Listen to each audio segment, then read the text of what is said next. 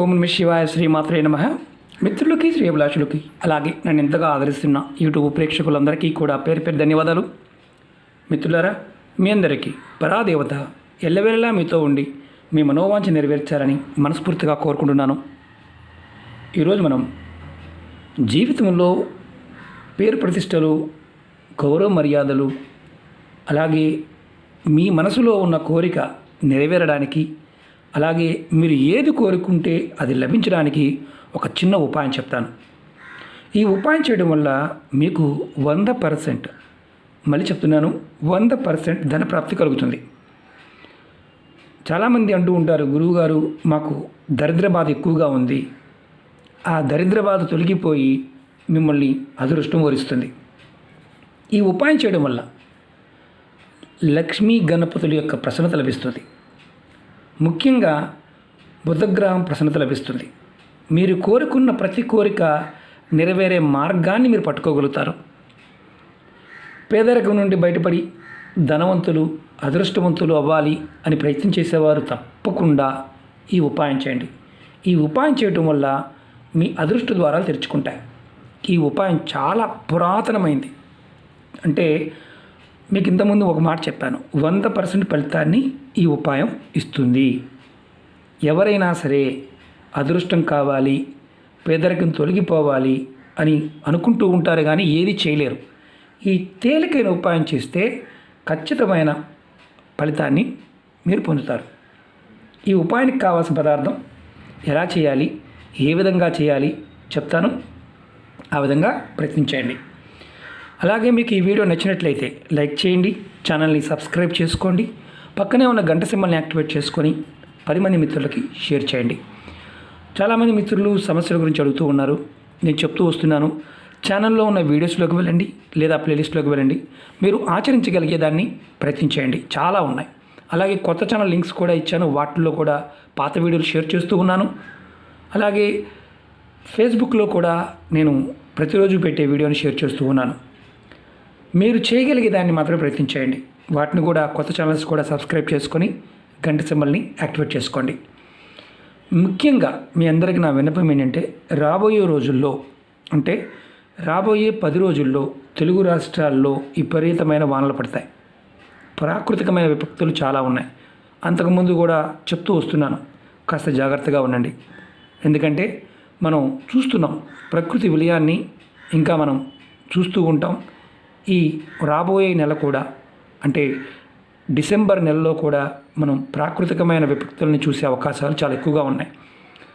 మానసికంగా ధైర్యంగా ఉండాలి. అందరూ కూడా వీలైనంత వరకు హనుమాన్ చాలీసాని పారాయణం చేయడానికి ప్రయత్నించేయండి.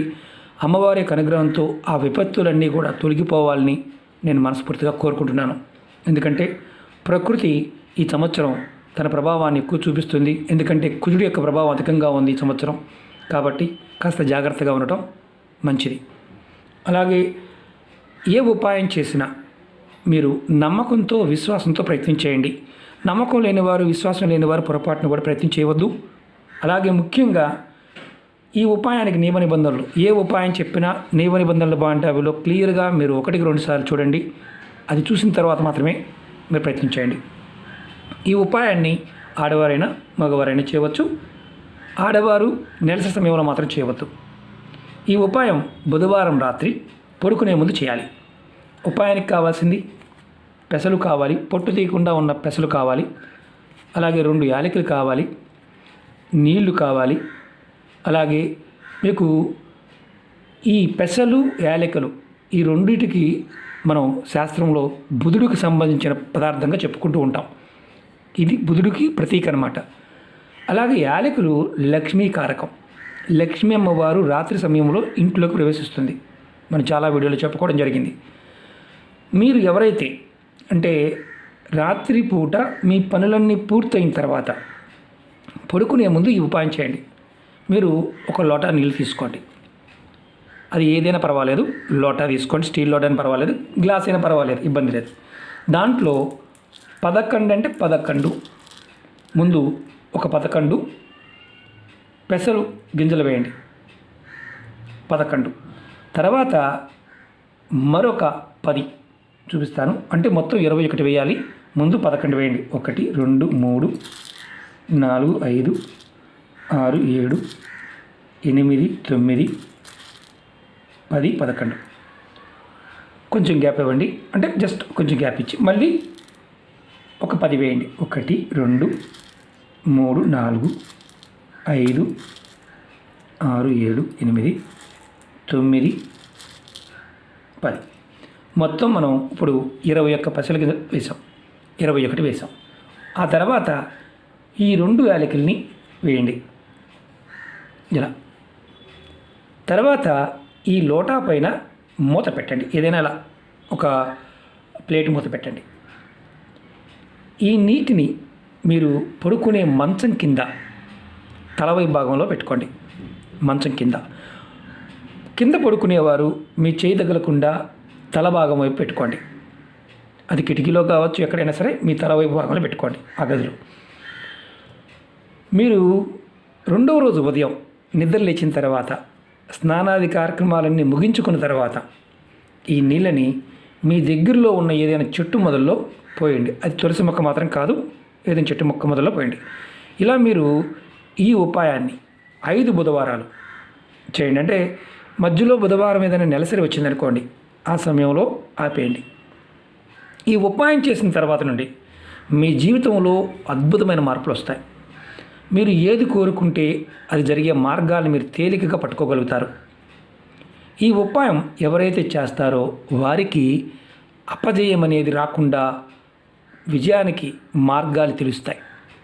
ముఖ్యంగా మేము పేదరికంతో బాధపడిపోతున్నామండి, అదృష్టం కలిసి రావడం లేదనే వారు ఎవరైతే ఉన్నారో తప్పకుండా చేయండి. అదృష్టం కలిసి వస్తుంది. విశేషమైన శక్తి కలిగిన ఉపాయం. ప్రతి బుధవారం కూడా ఇలా చేస్తూ ఉండాలి. ఒకవేళ నెలసరి వచ్చింది ఆపేయండి, నెక్స్ట్ బుధవారం చేయండి. మరి కుటుంబంలో 2 ఉన్నామండి, చేసుకోవచ్చా? ఎవరికి వారు చేసుకోవచ్చు. అంటే భార్య చేసుకోవచ్చు, భర్త చేసుకోవచ్చు, ఇబ్బంది లేదు.